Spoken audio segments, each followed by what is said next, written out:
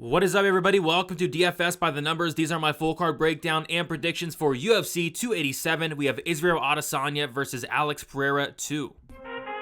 I need all the wins, yeah. All that and all that is. You better move, you might get knocked out. Knocked out. You better move, you might get knocked out. Knocked out. You better move, you might get knocked out. Knocked out. And we are back after 1 week off, and we return with a very good card here in UFC 287, a 13-fight card with a very, very good main card. Really looking forward to this main card especially, but the card as a whole I think is pretty solid from a fan perspective. From a betting perspective, honestly, not a ton sticking out, but I do have one bet thus far, probably going to add more throughout the week, but yeah, definitely looking forward to hopefully keeping the ball rolling. Was able to have a winning January, February, and March, and was able to actually sweep the month of March thanks to Nate Landwehr. I was not looking too good last card up until Nate Landwehr went out there and got the second round submission, cashing the biggest odds ticket of my life, like plus 3,300 for Nate Landwehr round 2 sub. So shout out to Nate the Train for that. But yeah, month of March is really good. It's been a great year thus far, and just looking to keep it rolling here. Bankroll management is always key, and yeah, not a ton sticking out here. But from a fan perspective, I'm really looking forward to this card. Before we get into it, a couple things, guys. It is a pay-per-view card, so we're going to be doing the Significant Strike contest. To enter the contest, first, leave a like on the video. Second, subscribe to the channel. And then third, comment down how many Significant Strikes you think that Israel Adesanya and Alex Pereira are going to combine for. $25 to first. If there's a tie, the tiebreaker does go to the person that did comment first. So be sure to comment down those Significant Strikes. I do want to point out also that is a great time to sign up on DFSbythenumbers.com. Beginning of the month here, we do have a four events here in the month of April, which is going to be nice. The most popular option is that $10 betting option. With that, you get access to my UFC stats. First, notice on all bets, like I said, I do have one thus far. My betting article, where I break down all my bets. I give a Hail Mary parlay, prelim parlay, and then a main card parlay. Access to Discord, which, by the way, did just get a completely new Discord, and I went and upgraded a ton of things in Discord as well. So that's good. Confidence ratings as well. The full card breakdown and best bet article, and this is going to be coming out on Wednesdays, where I break down the entire card. I give my confidence ratings, the best bet, the prediction, the round, the method, all the good stuff. Just to get a ton of stuff on there on DFSbythenumbers.com. Make sure you guys do sign up. A ton of stuff you see on there that you're not able to see on YouTube. So be sure to check that out. But yeah, guys, other than that, going to be going live Friday. For the Final Thoughts live stream, going to be going live Saturday for some best bet. And then I'm also looking at maybe debuting a new live stream throughout the week as well. I might do that this week or next week, but yeah, make sure you are subscribed.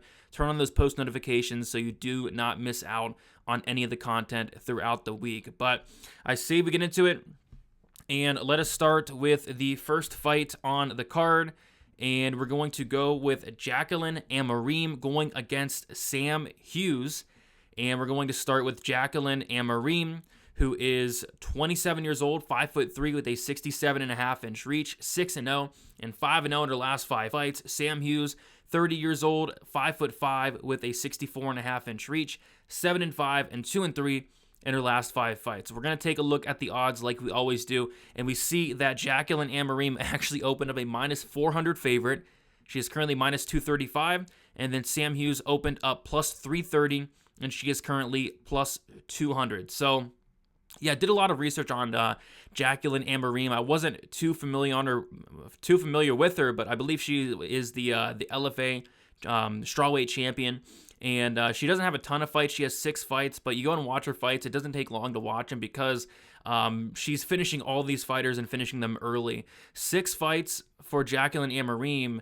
6 first-round finishes, which you never see that for a strawweight, right? She's going out there and starching these fighters. I saw her get a nice knockout win, but it's her ground game that impressed me the most.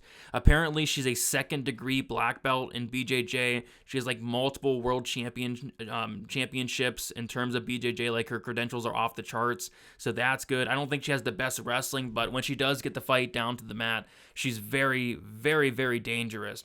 So yeah, I was watching her and I was like, man, she's really good. Like, she's an absolute killer. And then you go look at the level of competition. It's like, man, she's fighting some of the worst competition you'll ever see. So it's kind of hard to gauge how good Jaqueline Amorim is, but she's training at American Top Team. She got there in 2020, So I'm hoping we see some improvements with that wrestling, because if she gets the fight down to the mat, it's going to be over shortly after. I think her ground game is incredible. It's just, does she have the wrestling to get it there is going to be the question. She's going against Sam Hughes, which, Sam Hughes doesn't have the best takedown defense. So Sam Hughes on paper, a 47% takedown defense. That means she's stuffing less than half of the takedowns attempted against her. So if Amorim is able to take down Sam Hughes, the fight's probably going to be over. We saw Pereira Rodriguez take down Sam Hughes 5 times. We saw Luana Pinheiro take down Sam Hughes twice. We saw Loma Lukbumi take down Sam Hughes 4 times. And then we also saw Tisha Torres take down Sam Hughes. So one takedown and the fight is probably over shortly after. I think Amorim is probably the real deal. And she's only 27 years old. So it's kind of weird. It feels like they always feed these prospects to Sam Hughes. And a lot of times Sam Hughes is able to kind of pull off the upset. It seems like Sam Hughes is always the underdog, but in this fight, I think she's going to have to keep this on the feet for 15 minutes. And I just feel like at some point this fight is going to hit the mat. And when it does, it's going to be Amorim's world. So I like Amorim to win this fight. I'd like her to not only win this fight, I like her to finish this fight in the very first round with some type of submission. She has multiple submissions on her record, and I think she does get Sam Hughes out of there very early on. But interesting fight to kick off this 13-fight card here. But I'm taking Amorim by first round sub. All right, next we have a solid fight here. We have Shayilan Nuerdanbieke going against Steve Garcia. We will start with Shayilan Nuerdanbieke, who is 28 years old, 5'5", a 69-inch reach, 39-10, and 4-1 in his last 5 fights. Steve Garcia, 30 years old, 6 foot, with a 73-inch reach, 13-5, and 3-2 in his last 5 fights. We'll take a look at the odds here. We see that Shayilan is the favorite, opened up around a like a minus 200-ish favorite, still around minus 200. Steve Garcia opened up around plus 170-ish, still around plus 170. So not a ton of line movement there. But we see that this is a really messy fight. I feel like this is a fight that can go a lot of different ways. Steve Garcia went out there in his last fight against Chase Hooper and absolutely dominated him. It was the fight where he knocked down Chase Hooper like 3 times, maybe even 4 times. I mean, it was a bad performance by Chase Hooper, but it just goes to show that Steve Garcia does have a lot of power. And Steve Garcia goes out there and fights kind of like a madman. He did it against Chase Hooper. He did it against Meerschaert, and Meerschaert went out there and knocked down Steve Garcia twice.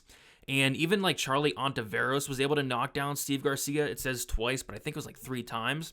So Steve Garcia has been dropped a ton, and it's very, very concerning. Like, he got dropped twice by Meerschaert, dropped twice by Charlie Ontiveros. I think the chin is a serious question mark for Steve Garcia. Whereas for Shayilan, I have no reason to really question his durability. I think both these guys have power, though. Steve Garcia absolutely has a lot of power, as does Shayilan as well.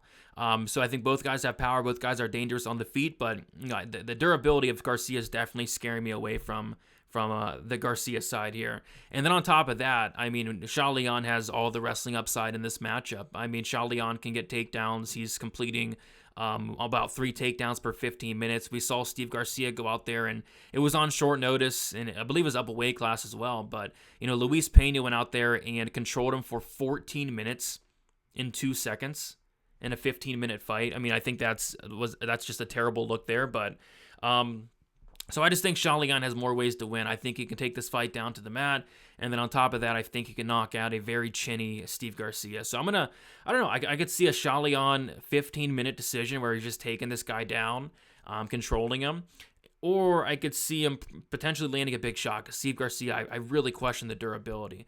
I'll say Shayilan by decision. I'll say he does mix in the takedowns. It's what he does best. I'll say he kind of grinds this one out. I say he doesn't give Steve Garcia a ton of opportunity on the feet to land a big shot. So give me Shayilan Nuerdanbieke by decision here. But it should be another very interesting fight early in this card. All right, moving on. We have Ignacio Bahamondes going against Trey Ogden. We got Bahamondes, 25 years old, 6'3" with a 75.5-inch reach, 13-4 and 4-1 in his last 5 fights. Trey Ogden, 33 years old, 5'11" with a 72-inch reach, 16-5 and 4-1 in his last 5 fights. So Ogden was supposed to fight Manuel Torres a couple weeks ago. Torres had to pull out due to medical issues, I believe. So Ogden fell off that card. And then Ignacio Bahamondes was supposed to fight Nicholas Mota. Mota pulls out, and then in steps Trey Ogden. So Ignacio Bahamondes gets to stay on the card, and Trey Ogden gets a fight, which is nice to see. But yeah, it's kind Going to be a tough matchup for Trey Ogden, I feel like. I mean, we see the odds here. Ignacio Bahamondes, one of the biggest favorites on the card, opened up minus 280, currently sitting around like minus 340. Trey Ogden opened up a pretty big dog around plus 300, plus 290, currently sitting at plus 280. So, yeah, I mean, I feel like it's a really good matchup for Ignacio Bahamondes. I was not completely sold on him, and honestly, I'm not like completely sold on Bahamondes. I still think he has some holes in his game, and those holes include that terrible striking defense. I mean, this is a guy that does not take damage very well. Like, he's been very bloodied up. Like in the McDessie fight, his face was completely bloodied up, looked terrible. And even like the Roosevelt-Roberts fight, like he looked awful in that matchup as well. So he does not wear damage that well. And he does not have the best striking defense, but he's tough. He has a good chin. I did have some question marks about the takedown defense. I had some question marks about the submission defense. He has been subbed twice before, but these submission losses were a while ago at this point. I think he's made a lot of improvements. He's even showing a submission game of his own right, going for multiple submissions against Rongju and eventually getting a submission in that third round. So I think he's making improvements with that takedown defense. We saw it against Roosevelt-Roberts, where Roberts shot a ton of takedowns on him, and he was able to stuff just about every one. I think Roberts did not even complete one. Maybe he completed one. No, none. So Roberts went for 12 takedowns, completed none of them. Bahamondes, his takedown defense looked incredible in that fight. He had really good balance, looked really hard to take down. So that impressed me a lot, and that shows me that, I think Ogden is probably going to struggle taking him down as well. Trey Ogden, I don't think, is the best wrestler to begin with in his own right. Trey Ogden is completing takedowns at about 15%, which is alarming considering he fought Jordan Levitt, and he went 1 for 4 on takedowns against Jordan Levitt, who has no takedown defense whatsoever. So yeah, I think Ogden's really going to struggle in this matchup. I think on the feet, it's going to be Bahamondes all day. I know Ogden went out there and pulled off the big upset against Daniel Zellhuber, where Zellhuber went out there and pulled a William Knight, literally did nothing in that fight. And I think it was more so Daniel Zellhuber just not showing up than Trey Ogden being the better striker. I think if they run that back, Zellhuber probably wins that fight. I just think it was one of those instances where it was Zellhuber's UFC debut. He literally did not show up, and it showed in that performance. But yeah, I think Bahamondes is going to show up here. And I think Bahamondes styles on Ogden across 3 rounds, potentially finishes him along the way.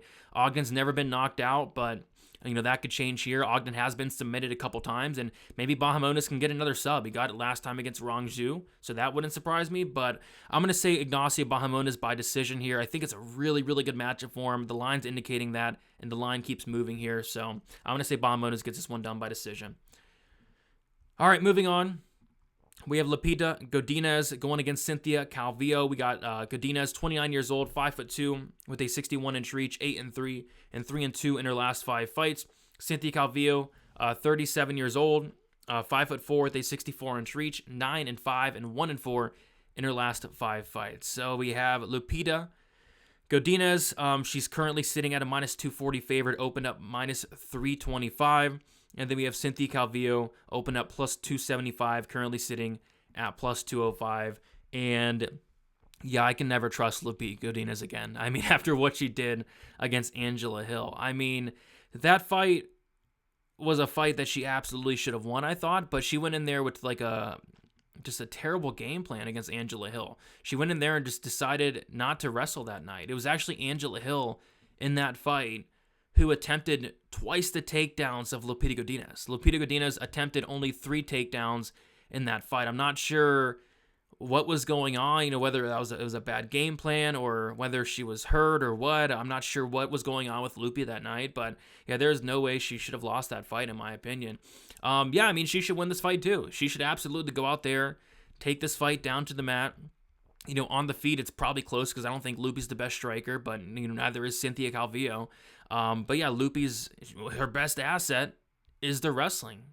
She's a very good wrestler, very, very strong wrestler, and she should be able to win a lot of these fights. But I mean, wrestle Lupi, come on. I mean, if she takes down the Calvillo, it should be a pretty easy night. I don't think Calvillo is as motivated as she once was. I mean, she does not look great in there as of late. 1-4 in her last 5 fights. This is a fight that Lupi really needs to win. And I think it's a fight that she does win. I mean, Calvillo, 35 years old at this point. Give me Lupi by decision, but I'm done trusting Lupi after she decided to not wrestle in the Angela Hill fight. She should here, and if she does, she probably makes this look pretty easy, but it's not a fight I really want anything to do with. But I'll take Lupi by decision. Not much interest in this one whatsoever. All right, next we have a short notice replacement. Karl Williams stepping in to take on Chase Sherman. I'll tell you what, Karl Williams, you have some balls. You have some balls stepping in and taking on Chase Sherman, who's like 1-12 in the UFC. Just kidding. I think he's like 2-8. It's something bad, but yeah, shout out to Karl Williams for stepping in for Huggy Bear. Really wanted to watch that Huggy Bear fight. But hey, we get to watch this one, and this is probably the biggest mismatch on the card. We have Chase Sherman, 33 years old, 6'4", with a 78-inch reach, 16-11, and 1-4 in his last 5 fights. Karl Williams, 33 years old, 6'3", with a 79-inch reach, 8-1, and 5-0 in his last 5 fights. Karl Williams, the biggest favorite on the card, honestly could probably be even bigger. He opened up as a minus 550 favorite, currently minus 500. Chase Sherman is a plus 385 underdog, biggest underdog on the card. So yeah, I mean, this is a fight that Karl Williams is taking on short notice, but I'm not too worried about that. Karl Williams fought on the Contender Series. It was on short notice against that Penn State wrestler, and his cardio looked fine there. I will say, like, Karl Williams, his cardio did not look great in the Bresky fight. Like, he looked visibly tired, which was weird because he typically always has very good cardio, so I'm not sure what was going on with him that night, but he was still able to push through it. He was still able to take down Bresky like 8 times and was still able to control him for 10 minutes. Chase Sherman has no ground game at all. And we've seen each time this guy gets taken down, he's either... I mean, it looks like he's never been off his back before, ever. We saw Jake Collier, of all people, take down Chase Sherman. He cut him open, I think, with like an elbow. Chase Sherman gave his back, and Jake Collier submitted the dude. I mean, if Jake Collier submitted you, I mean, I don't know what to say. Romanov got him out of there early on the mat as well. Parker Porter got him down, and Chase Sherman couldn't get up. I just think Chase Sherman does not have the best ground game in the world. I mean, it's probably the worst ground game in the division, to be honest. And Karl Williams is going to take him down, and he's going to take him down easily. And once he gets him down, Chase Sherman's probably staying down as well. So Karl Williams does a really good job at, if he takes you down and you get back up, you go right back down. Really good chain wrestling. Probably doesn't even need it here, to be honest, because once Chase Sherman's getting taken down, he's probably not getting back up. So, yeah, this should be Karl Williams. I actually think Karl Williams finishes Chase Sherman, which is weird to say because Karl Williams is not a finisher whatsoever. He has like a 38% finish rate. I just think Chase Sherman's ground game is so bad that Karl Williams is going to get a finish in this matchup. Chase Sherman's ground game is horrendous. And, yeah, Williams can maybe get like a TKO. Maybe a sub, but yeah, I think Williams does finish Chase Sherman on the mat, more so due to Chase Sherman having no idea what to do on the ground. So I'm going to say Karl Williams.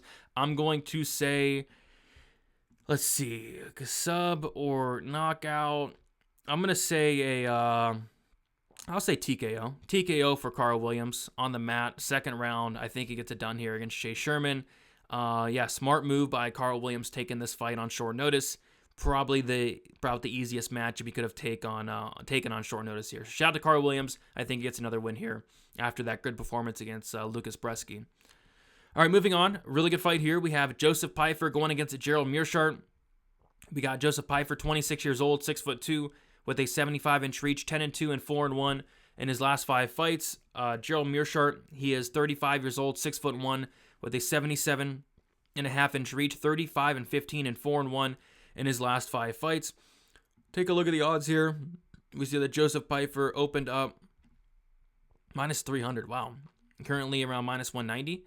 And then Gerald Meerschaert opened up around plus 250, currently plus 165. So you see the money coming in on Meerschaert. And Meerschaert's a guy that, this guy's always the dog. I was looking back through the recent odds for Gerald Meerschaert, and I think he's been like the favorite only like 2 or 3 times in his UFC career.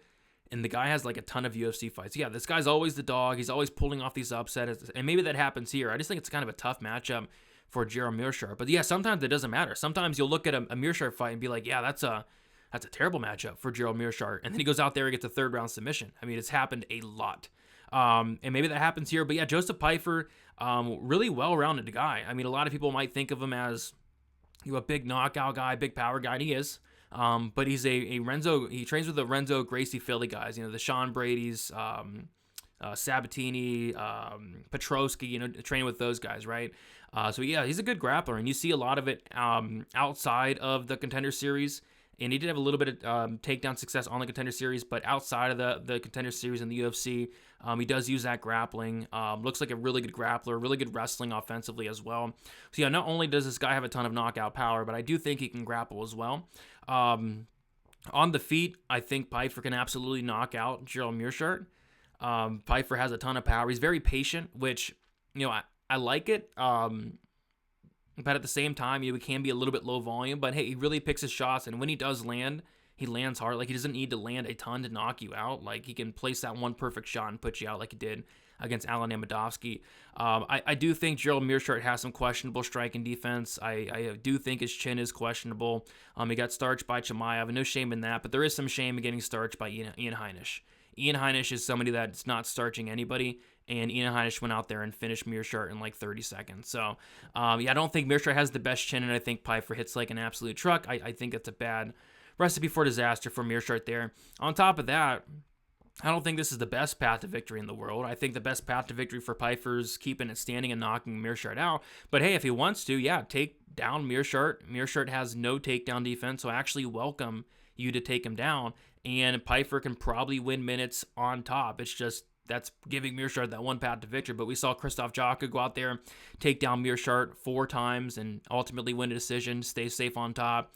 We saw, who was it? I think it was Trevin Giles try to do that a while ago, and he had a lot of success up until late third round. So yeah, as long as he doesn't get caught, he can win minutes on the mat here on top against Meerschaert. But like I said, that's giving Meerschaert his one path to victory. I think Pyfer needs to keep it standing, and I think he will keep it standing.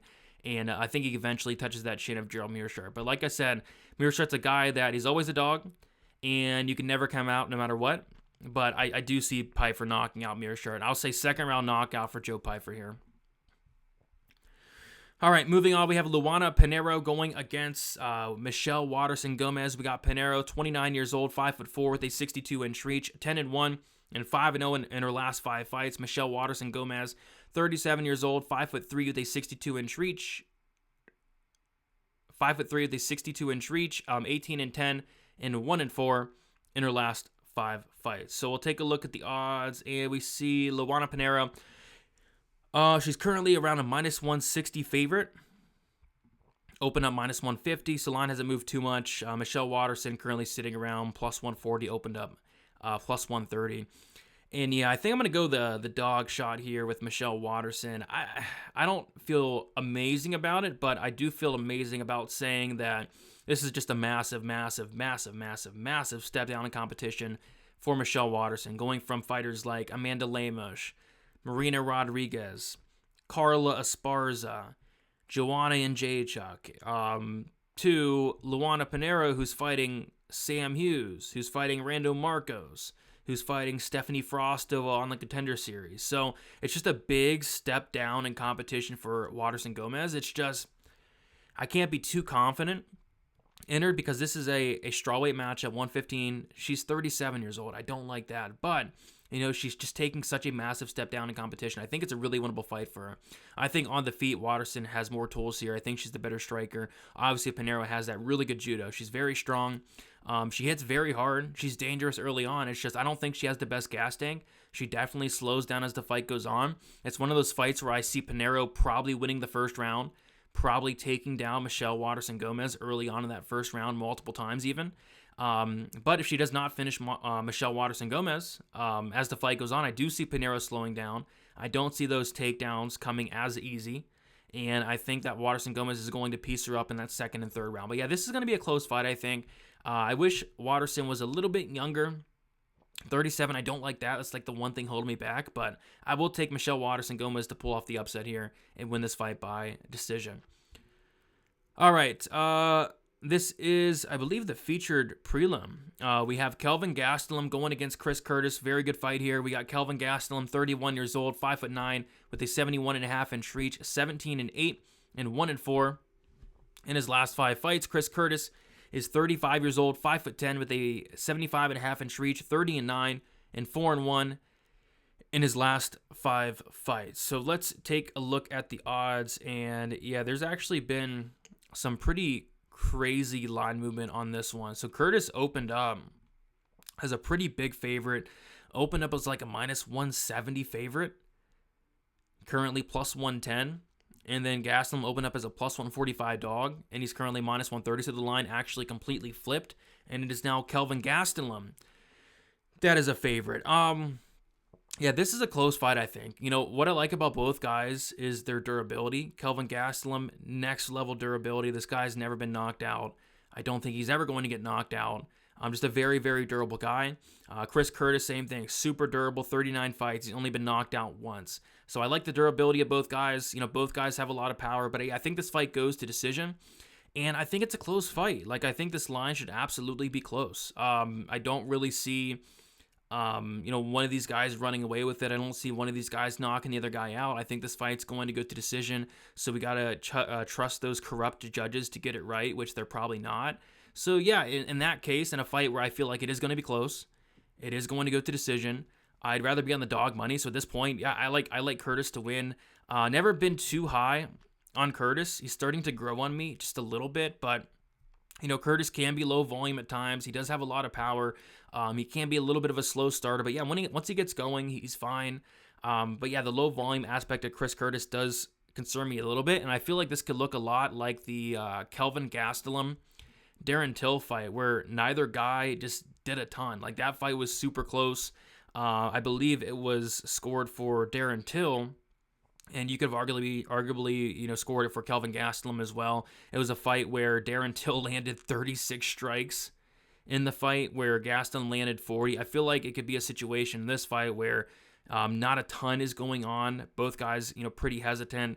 I think it's a close fight. Could go either way. I'm going to side with Chris Curtis. I think he's probably going to do just a little bit more in this matchup, but you can't be too confident in it, because I think it all comes down to the judges, and the judges are probably going to screw it up one way or another. So not a fight that I want to put any money on, really, but if I had to make a pick, I'm going to go with the dog here and Chris Curtis to get it done. I think Kelvin Gastelum, he's been in the game for a long time. He's been in the UFC for a long time. Just hasn't been impressive at all, really. I mean, he's fighting great guys. Cannonier, Whitaker, Hermanson, Till, and Adesanya. But he has won in like 5 in his last 6 fights. So I'm not sure what's going on with Kelvin. I think it might be a level of competition thing. Maybe this is like a step down that he can win. But I will take Chris Curtis here, and I'll take Chris Curtis to win by like a split decision. All right, main card time. We have Raul Rosas Jr. going against Christian Rodriguez. A very, very good fight here to kick off this main card. We got Raul Rosas Jr., 18 years old, 5'9", with a 67-inch reach, 7-0 and 5-0 in his last 5 fights. Christian Rodriguez, 25 years old, 5'7", with a 71-inch reach, 8-1 and 4-1 in his last 5 fights. So yeah, lots of hype on Raul Rosas Jr., and rightfully so. This guy's currently sitting at a minus 220 favorite, and the comeback on Christian Rodriguez is around plus 185. So, yeah, I went into taping this fight, started with Rodriguez, and man, I was super impressed with Christian Rodriguez. I went back and watched his Contender Series fight with Tracy Cortez's brother. I think it's her brother, Reyes Cortez. Very good performance there, where Cortez, really good wrestler in his own right, only went 2 for 10 on takedowns against Christian Rodriguez. Reyes Cortez was not really able to control Rodriguez as well. So I was really impressed with that matchup on the feet. Rodriguez showed very good striking. And then I watched the Pierce fight. I remember Rodriguez coming in there on short notice, and that fight was, So he came in there short notice, up a weight class against Jonathan Pierce, who Jonathan Pierce is huge for featherweight. And a lot of people, including me, expected Jonathan Pierce to do what Jonathan Pierce does, right? To break you, to finish you down the stretch, And especially with Rodriguez coming in on short notice, up a weight class, I absolutely expected that to happen. But no, that was not the case. Rodriguez made a very, very good account of himself in that matchup. First of all, he was very close to finishing Jonathan Pierce in that first round, had that guillotine in, and I don't know how Jonathan Pierce did not tap. I mean, that was tight, and that was deep, and that was in there for, had to been about 30 seconds to 45 seconds. Jonathan Pierce finally got out. Don't know how he did it, but he did. But yeah, that was a great moment there for him. And then in the third round, Rodriguez looked like the fresher guy. which made no sense to me because Pierce never gets tired and Rodriguez was coming in on short notice. So, yeah, I mean, that was a great performance and a loss for Rodriguez. And then he goes out there and submits Joshua Weems with that blue hair and did that in the first round. That was nice. So, yeah, I was really, really impressed with Rodriguez. And then you go and watch Raul Rosas Jr. and man, this kid I think is special, like really special. I'm watching him. I'm like, how the heck is this guy only 17 years old? This guy's incredible. Some of the things he's doing, like he's so smart in terms of like the grappling. Like the dude on the Contender Series was wrapping up his neck. He moved right into half guard, right into side control. This guy's an incredible grappler. Like his passes on the mat are quick, and he can take the back. And once he takes your back, the fight is probably over. Like what he did to what's his face, Jay Perrin, that was very impressive to me. Like Jay Perrin's no bum. I know a lot of people think that Jay Perrin's a bum, but he's not. I mean, that was the first time that Perrin's ever been finished. And Perrin's out there training, I think, like with Merab Dvalishvili every day. Like he's training with really good guys. And for Rosas to go out there and run through Jay Perrin like he was some bum, that was very, very impressive. I did have some like worries with Raul Rosas Jr. just because he had really not fought anybody outside of the Contender Series. Like he's fighting like really bad guys, but he's taking care of them accordingly. He's finishing them early on. He went out there against Mando Gutierrez, who's a really good grappler in his own right. Won that decision. I thought that was a good win. But yeah, that Jay Perrin win was very good as well. I think this is going to be the toughest test of Raul Rosas Jr.'s career, but I think it is a test that he passes. I just think this guy's on another level. Like his grappling is incredible. It doesn't look like he's a 17, 18-year-old kid. It doesn't look like it at all. It looks like he's been in there for years. It looks like a veteran. In there with some of the grappling exchanges. It's just incredible to watch. So, yeah, I think he's a very high-level grappler. I think he's going to have no problem taking down Christian Rodriguez. We saw Jonathan Pierce take down Rodriguez a ton. We saw Joshua Weems take down Christian Rodriguez, I think, twice or three times in the first round. So, yeah, getting this fight down to the mat's not going to be a problem for Raul Rosas Jr. He's going to have to watch his neck. Christian Rodriguez does have that really good guillotine, but I think Rosas will be wise to it for sure, and he's going to get out of all those submission attempts for Rodriguez, and I think Rodriguez is going to spend a lot of time on his back, and I'm actually going to say Rosas finishes this fight and does it early. I think this is and that's crazy to say because Rodriguez, I think, is a very good fighter. I think Rodriguez is a very good fighter, but I don't know. I think Rosas is special, like very special. I think he's going to be a problem. So I'm going to go Raul Rosas Jr., first round sub. I think it's going to be a fun fight for as long as it lasts, but I will take Raul Rosas Jr. to get Christian Rodriguez out of there early in that first round.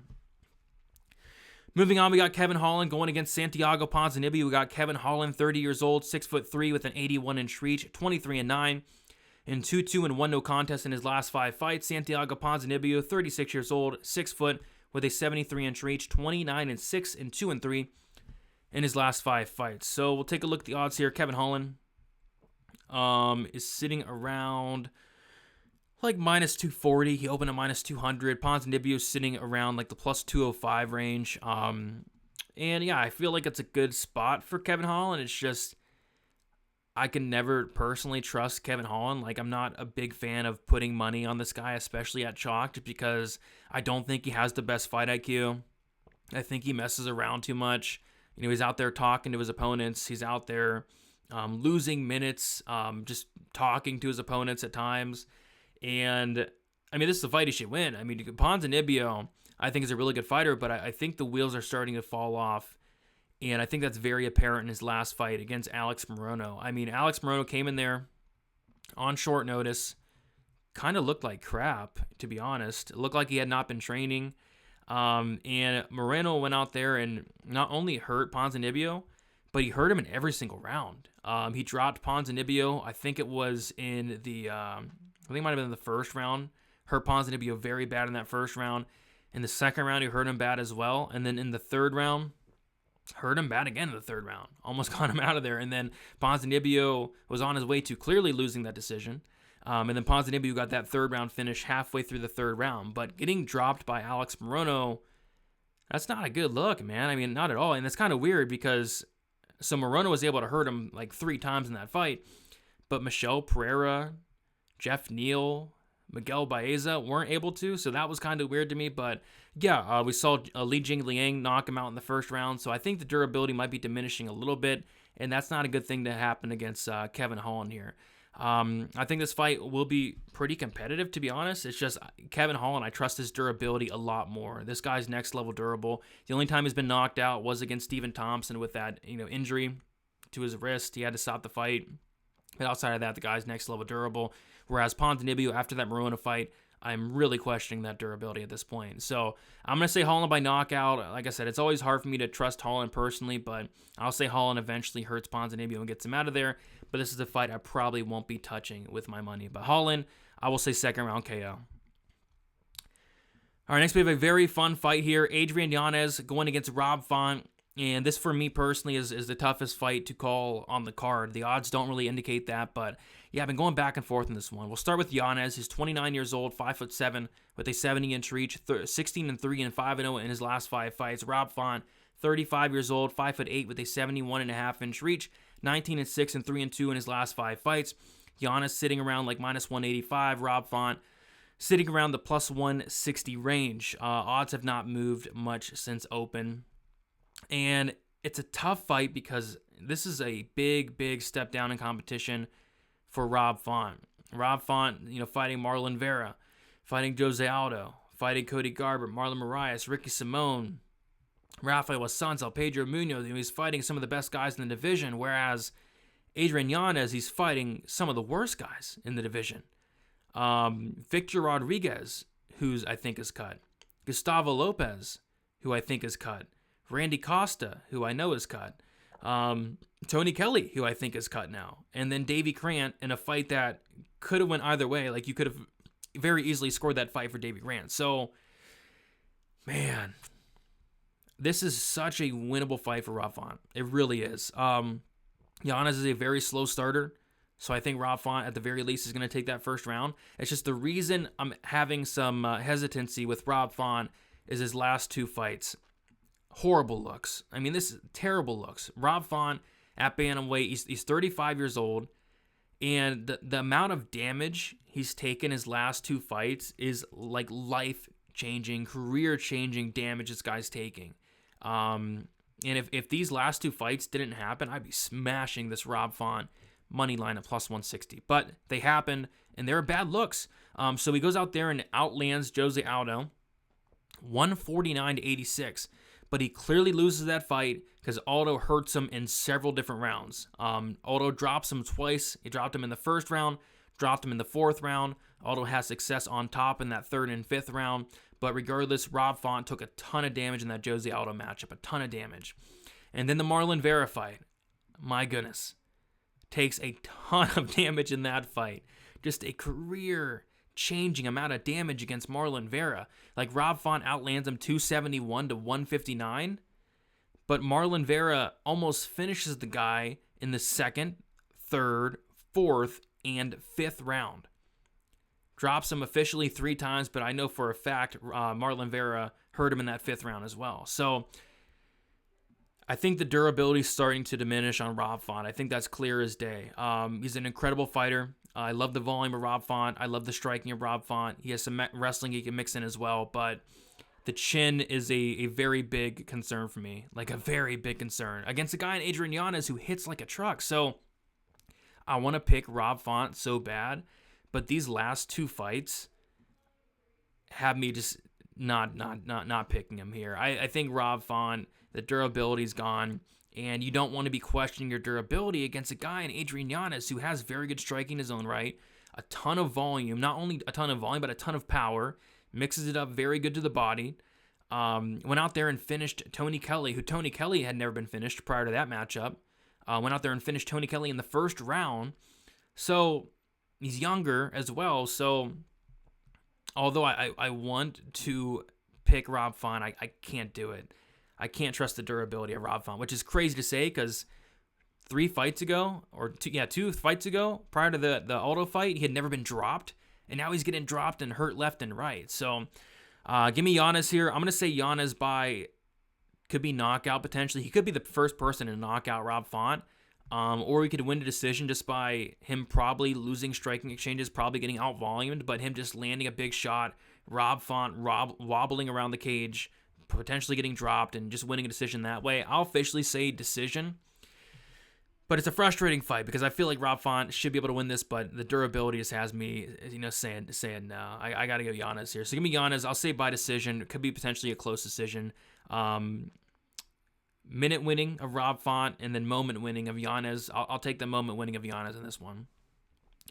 Co-main event, Jorge Masvidal going against Gilbert Burns. Very good co-main event here. We got Gilbert Burns, 36 years old, 5'10", with a 71-inch reach, 21-5 and 3-2 in his last 5 fights. Masvidal, 38 years old, 5'11", 74-inch reach, 35-16 and 2-3 in his last 5 fights. So take a look at the odds here. We have that Gilbert Burns is one of the biggest favorites on the card. He opened up, it's like minus 500 favorite.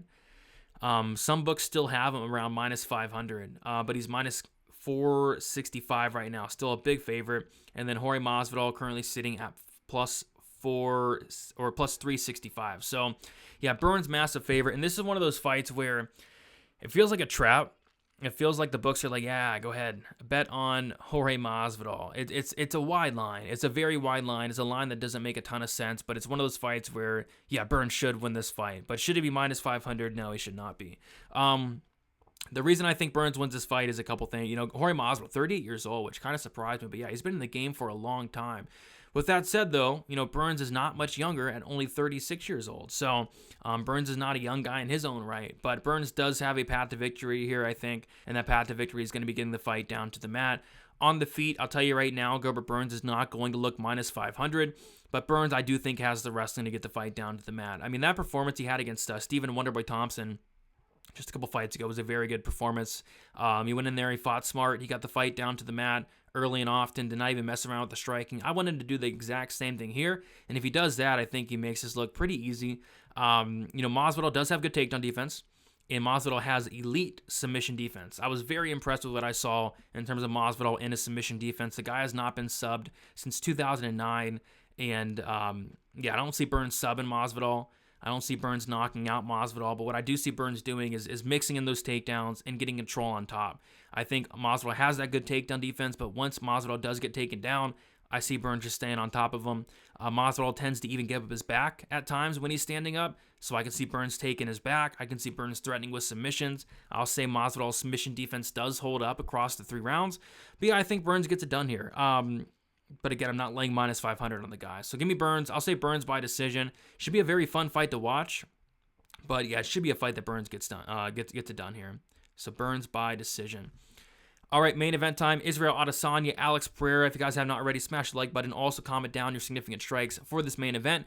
We got Israel Adesanya, 33 years old, 6'4", with an 80-inch reach, 23-2 and 3-2 in his last 5 fights. Alex Pereira, 35 years old, 6'4", with an 80-inch reach, 7-1 and 5-0 in his last 5 fights. So I did do a breakdown on this fight on my channel on Sunday. If you guys have not checked that out, be sure to check it out. I went further in depth into the main event, but give my condensed thoughts here. First off, we have Adesanya as the favorite, which is only minus 135 this go around. Last time he was minus 210 around there. And then Alex Pereira sitting at plus 115. And it's a matchup where I would have liked to see Alex Pereira, fight the Robert Whitakers of the world, fight Marvin Vettori, fight guys that were going to try to take him down. But he kind of was able to skip all of those guys and get Adesanya, who is not going to take him down. Adesanya was able to actually take him down, though, in their first fight. And he was able to control Alex Pereira, was able to control him for the rest of the round even. But he was 1 for 4 on takedowns in that fight. Israel Adesanya is not a wrestler, and I don't see Adesanya having success in this matchup. Like, Adesanya has completed only 1 takedown in his entire career, and he's completing takedowns at a 14% accuracy. I thought Alex Pereira's takedown defense looked really good in that fight. It's just Adesanya, it was like Alex Pereira that initiated the clinch. Looked like Alex Pereira was going for a takedown, Adesanya reversed it right away, was able to get him down on the mat. And yeah, once we saw that once Alex Pereira is down on the mat, I think he is a liability, and I think guys in the future will take advantage of that, but I don't see Adesanya going out there and wrestling this guy for 25 minutes. I think these guys are going to strike, and at that point, Adesanya, I think, is the better striker. I think he has more tools on the feet, but I don't really think a lot of that matters because Alex Pereira has just fight-changing power, just a ton of power. And I like the pressure as well. I like what he was doing, especially in that 5th round. I would have liked to see him do it a lot earlier in the fight, but that 5th round, just pressured forward, letting his hands go, really like to see that. I think he should probably do that a little bit earlier, but yeah, once we saw him pressure and try to take Izzy's head off, he caught Izzy, he hurt Izzy, and then he eventually finished him there in that 5th round. But yeah, what I liked about Alex Pereira in that fight was the pressure. He didn't really give Adesanya a lot of room to work. Adesanya looked a little bit uncomfortable as well, backing up to the back of the cage, and Adesanya was still winning minutes, but I think Alex Pereira is still going to bring that pressure there. So yeah, I like Pereira here. I don't see Adesanya wrestling Pereira. I don't see Adesanya knocking Pereira out. I think it's going to be a competitive fight, but I think it's going to be Pereira that's going to pressure forward, going to be landing the bigger shots. And if there is a finish in this fight, I do think it's from the Pereira side. So I'm going to go with Pereira here. I picked Adesanya last time, and Adesanya was on his way to winning that fight. But yeah, I was really impressed with Pereira and how he was able to carry that power late in the fight. Like a 5th round finish was nice. We never saw him in the 4th or 5th round, so that was good. So yeah, give me Alex Pereira for the win, and I'm going to take him to win by, I'll say, 3rd round knockout here.